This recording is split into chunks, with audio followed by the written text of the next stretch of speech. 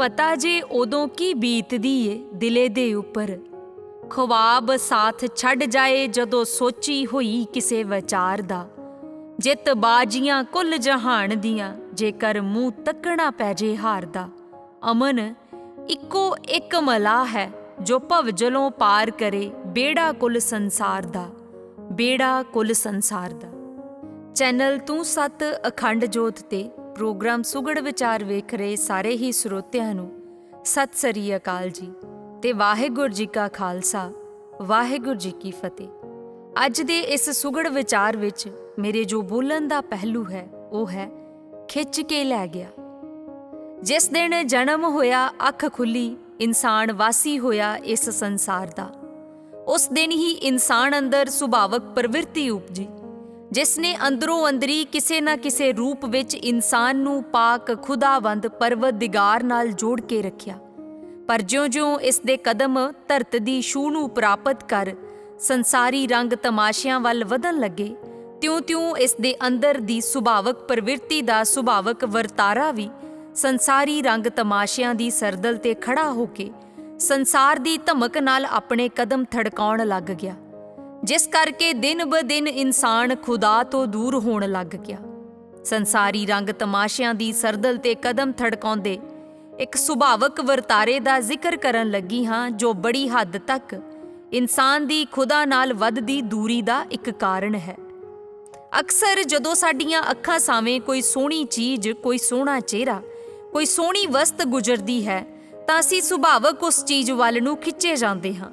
ਬੇਸ਼ੱਕ ਉਸ ਚੀਜ਼ ਨਾਲ, ਉਸ ਚਿਹਰੇ ਨਾਲ ਸਾਡੀ ਕੋਈ ਵਾਕਫੀਅਤ, ਕੋਈ ਗਰਜ ਨਾ ਵੀ ਹੋਵੇ, ਤਾਂ ਵੀ ਉਹ ਚੀਜ਼, ਉਹ ਚਿਹਰਾ ਸਾਨੂੰ ਆਪਣੇ ਵੱਲ ਧੂ ਲੈਂਦਾ ਹੈ, ਖਿੱਚ ਲੈਂਦਾ ਹੈ।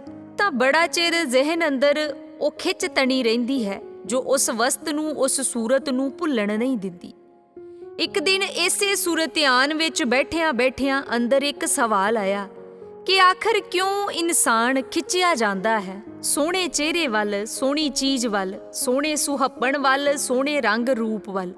ਤਾਂ ਇਸ ਸਵਾਲ ਦੇ ਵਜੂਦ ਤੇ ਹਕੀਕਤ ਦੀ ਠਕੋਰ ਮਾਰਨ ਲਈ ਅੰਦਰੋਂ ਸਮਝ ਰੂਪ ਜਵਾਬ ਆਇਆ, ਜਿਸ ਨੇ ਦ੍ਰਿਸ਼ਟਾਂਤ ਰੂਪ ਨਾਲ ਸਵਾਲ ਦਾ ਜਵਾਬ ਸਮਝਾਉਣ ਦੀ ਕੋਸ਼ਿਸ਼ ਕੀਤੀ ਕਿ ਜਿਉਂ ਚੁੰਬਕ ਲੋਹੇ ਨੂੰ ਆਪਣੇ ਵੱਲ ਖਿੱਚ ਲੈਂਦੀ ਹੈ, ਤਿਉਂ ਸੰਸਾਰ ਦੇ ਰੰਗਲੇ ਰੰਗ ਤਮਾਸ਼ੇ ਸੰਸਾਰੀ ਜੀਵ ਨੂੰ ਆਪਣੇ ਵੱਲ ਖਿੱਚ ਲੈਂਦੇ ਹਨ। ਜਿਉਂ ਫੁੱਲਾਂ ਦੀ ਖੁਸ਼ਬੂ ਭੌਰਿਆਂ ਨੂੰ ਆਪਣੇ ਵੱਲ ਖਿੱਚਦੀ ਹੈ, ਤਿਉਂ ਸੋਹਣੇ ਰੰਗ ਰੂਪ ਵਿੱਚ, ਸੋਹਣੇ ਆਕਾਰ ਵਿੱਚ ਢਲੀ ਦਿਲਕਸ਼ ਮਿੱਟੀ, ਜਿਸਮਾਨੀ ਮਿੱਟੀ ਨੂੰ ਭਾਵ ਕਿ ਜੀਵ ਨੂੰ ਆਪਣੇ ਵੱਲ ਖਿੱਚਦੀ ਹੈ। ਫਿਰ ਅੰਦਰ ਇੱਕ ਗੱਲ ਆਈ ਕਿ ਚੱਲ ਠੀਕ ਹੈ, ਇੱਕ ਪਲ ਲਈ ਮੰਨ ਲਿਆ ਕਿ ਮਿੱਟੀ ਵੱਲ ਖਿੱਚੀ ਗਈ, ਮਿੱਟੀ ਨੂੰ ਮਿੱਟੀ ਸੋਹਣੀ ਲੱਗੀ ਤੇ ਮਿੱਟੀ ਤੇ ਆਕਰਸ਼ਿਤ ਹੋ ਗਈ। ਪਰ ਇਸ ਮਿੱਟੀ ਅੰਦਰ ਆਤਮ ਰੂਪ ਇੱਕ ਜਿੰਦਾ ਵਜੂਦ ਹੈ, ਜਿਸ ਕਰਕੇ ਇਸ ਮਿੱਟੀ 'ਚ ਭਾਵ ਕਿ ਜਿਸਮ 'ਚ ਜਿੰਦ ਜਾਨ ਹੈ ਤੇ ਉਹ ਆਤਮ ਰੂਪ ਪਰਮਾਤਮ ਸਰੂਪ ਤੋਂ ਹੈ। ਤੇ ਫਿਰ ਸੁਭਾਵਕ ਪ੍ਰਵਿਰਤੀ ਮੁਤਾਬਕ ਆਤਮ ਰੂਪ ਕਰਕੇ ਜੀਵ ਪਰਮਾਤਮ ਸਰੂਪ ਵੱਲ ਕਿਉਂ ਨਹੀਂ ਖਿੱਚਿਆ ਗਿਆ, ਜਦ ਕਿ ਅੰਦਰ ਵਾਲੀ ਸੁਭਾਵਕ ਪ੍ਰਵਿਰਤੀ ਪਰਮਾਤਮ ਸਰੂਪ ਦੀ ਆਤਮ ਰੂਪ ਜੋਤ ਦੀ ਬਦੌਲਤ ਹੈ। ਤੇ ਆਤਮ ਰੂਪ ਅੰਦਰ ਇੱਕ ਨਿੱਜੀ ਅਹਿਸਾਸ ਵੀ ਹੈ ਪਰਮਾਤਮ ਸਰੂਪ ਦਾ, ਕਿਉਂਕਿ ਆਤਮਾ ਪਰਮਾਤਮਾ ਦੀ ਅੰਸ਼ ਹੈ, ਉਸ ਤੋਂ ਵੱਖ ਤਾਂ ਹੋ ਨਹੀਂ ਸਕਦੀ।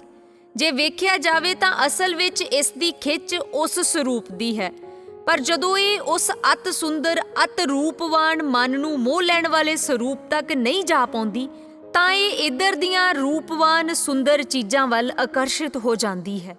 ਅਕਸਰ ਅਸੀਂ ਕਿਸੇ ਨਾ ਕਿਸੇ ਨੂੰ ਕਹਿੰਦਿਆਂ ਸੁਣਿਆ ਹੋਵੇਗਾ ਕਿ ਫਲਾਣੀ ਚੀਜ਼, ਫਲਾਣੀ ਵਸਤ, ਫਲਾਣਾ ਬੰਦਾ ਤਾਂ ਖਿੱਚ ਕੇ ਲੈ ਗਿਆ। ਕਿਉਂ ਖਿੱਚ ਕੇ ਲੈ ਗਿਆ? ਕਿਉਂਕਿ ਸਾਡਾ ਧਿਆਨ ਉੱਧਰ ਸੀ। ਅਸਲ ਵਿੱਚ ਵਸਤ ਨੇ ਜਾਂ ਰੰਗ ਰੂਪ ਨੇ ਨਹੀਂ ਖਿੱਚਿਆ ਸਾਡੇ ਧਿਆਨ ਨੇ, ਜੋ ਅਸੀਂ ਆਪਣੇ ਸਾਹਮਣੇ ਦਿਸਦੀ ਸੋਹਣੀ ਵਸਤ ਤੇ ਸੋਹਣੇ ਰੰਗ ਰੂਪ ਤੇ ਟਿਕਾਇਆ ਸੀ। ਸਾਡਾ ਧਿਆਨ ਹੀ ਸਾਨੂੰ ਉਹਦੇ ਤੱਕ ਖਿੱਚ ਕੇ ਲੈ ਗਿਆ। ਸਾਡੇ ਧਿਆਨ ਨੇ ਹੀ ਸਾਨੂੰ ਉਹਦੇ ਵੱਲ ਆਕਰਸ਼ਿਤ ਕਰ ਦਿੱਤਾ, ਫੋਕਸ ਕਰ ਦਿੱਤਾ, ਇਕਾਗਰ ਕਰ ਦਿੱਤਾ ਤੇ ਉਸ ਇਕਾਗਰਤਾ ਨੇ ਹੀ ਖਿੱਚ ਬਣਾ ਦਿੱਤੀ। ਤੇ ਫਿਰ ਜੇ ਸਾਡੀ ਪਰਮਾਤਮ ਪੱਖੀ ਖਿੱਚ ਨਹੀਂ ਹੈ ਤਾਂ ਇਸ ਦਾ ਮਤਲਬ ਸਾਫ਼ ਹੈ ਕਿ ਸਾਡਾ ਉਧਰ ਧਿਆਨ ਨਹੀਂ ਹੈ, ਸਾਡੀ ਇਕਾਗਰਤਾ ਨਹੀਂ ਹੈ, ਅਸੀਂ ਉਸ ਪਾਸੇ ਫੋਕਸ ਨਹੀਂ ਹਾਂ। ਅਸੀਂ ਸਭ ਨੇ ਭਗਤ ਰਵਿਦਾਸ ਜੀ ਨਾਲ ਜੁੜੀ ਇੱਕ ਗੱਲ ਸੁਣੀ ਹੋਵੇਗੀ ਕਿ ਕੋਈ ਰੱਬ ਦਾ ਪਿਆਰਾ ਭਗਤ ਜੀ ਦੀ ਝੌਂਪੜੀ ਵੱਲ ਵੇਖ ਕੇ ਉਹਨਾਂ ਨੂੰ ਇੱਕ ਪਾਰਸ ਦੇ ਗਿਆ। ਪਰ ਭਗਤ ਜੀ ਨੇ ਉਸ ਪਾਰਸ ਵੱਲ ਪਰਤ ਕੇ ਵੀ ਨਹੀਂ ਵੇਖਿਆ, ਕਿਉਂਕਿ ਭਗਤ ਜੀ ਦਾ ਧਿਆਨ ਪਰਮਾਤਮਾ ਵੱਲ ਸੀ। ਇਸ ਲਈ ਉਹਨਾਂ ਦੀ ਖਿੱਚ ਪਰਮਾਤਮ ਪੱਖੀ ਸੀ, ਤੇ ਫਿਰ ਜਿਸ ਦੀ ਖਿੱਚ ਪਰਮਾਤਮ ਵੱਲ ਹੁੰਦੀ ਹੈ ਉਸ ਨੂੰ ਸੰਸਾਰ ਦੇ ਰੰਗ ਤਮਾਸ਼ੇ ਕਦੀ ਨਹੀਂ ਖਿੱਚਦੇ। ਜੇ ਅੱਜ ਸੰਸਾਰ ਦੇ ਰੰਗ ਤਮਾਸ਼ੇ, ਸੰਸਾਰ ਦੇ ਮਨਮੋਹਣੇ ਦਿਲਕਸ਼ ਰੰਗ ਰੂਪ ਸਾਨੂੰ ਖਿੱਚ ਰਹੇ ਹਨ, ਤਾਂ ਹਕੀਕਤ ਸਾਡੀਆਂ ਅੱਖਾਂ ਸਾਹਮਣੇ ਹੈ ਕਿ ਸਾਨੂੰ ਸੰਸਾਰ ਖਿੱਚ ਰਿਹਾ ਹੈ। ਤੇ ਸੰਸਾਰ ਦੀ ਖਿੱਚ, ਮਟੀਰੀਅਲ ਦੀ ਖਿੱਚ, ਮਟੀਰੀਅਲ ਦੇ ਰੰਗ ਰੂਪ ਦੀ ਖਿੱਚ ਕਦੀ ਸਾਨੂੰ ਹੇਠਾਂ ਖਿੱਚਦੀ ਗ੍ਰੈਵਿਟੀ ਦੇ ਲੋਕ ਤੋਂ, ਭਾਵ ਕਿ ਭਵਜਲ ਤੋਂ ਬਾਹਰ ਨਹੀਂ ਹੋਣ ਦੇਗੀ।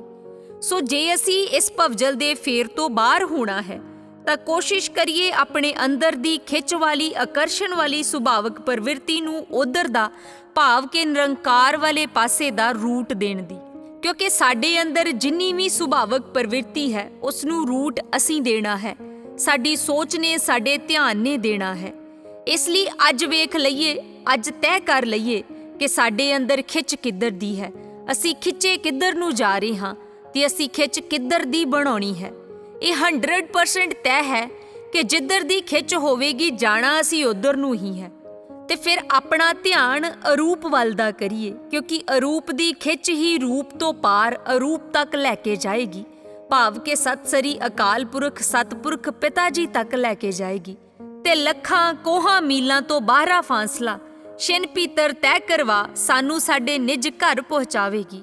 ਸਤਿ ਸ੍ਰੀ ਅਕਾਲ। ਵਾਹਿਗੁਰੂ ਜੀ ਕਾ ਖਾਲਸਾ, ਵਾਹਿਗੁਰੂ ਜੀ ਕੀ ਫਤਿਹ।